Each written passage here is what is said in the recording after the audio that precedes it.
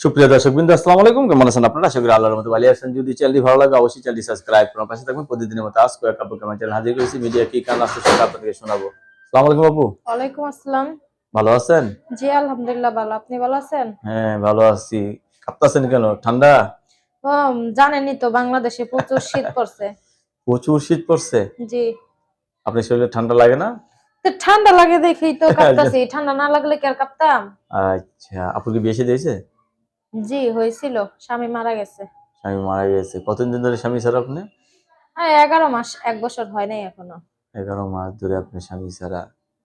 এই শীতে আর থাকা সম্ভব না? না, সম্ভব না দেখি তো মিডিয়ার সামনে আসলাম দেখি মনের মতো একজন জুইটা নিতে পারে কিনা বা আমার তাই। সুখ দুঃখে থাকে কিনা সেরকম মানুষ পাইলে তো অবশ্যই আপন করে নিব।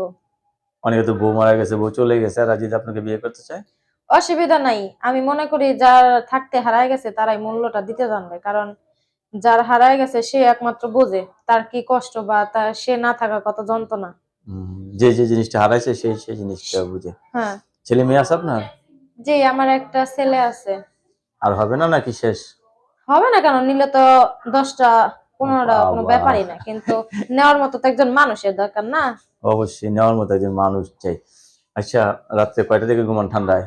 ঠিক নাই।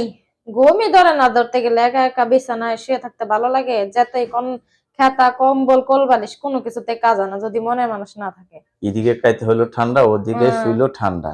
একজন মনের মানুষের যদি জড়ায় বুকের ভিতরে মানে জড়ায় ধরে শুয়ে থাকতো তাহলে সে না বুঝতাম যে গরম লাগে। গরম লাগে।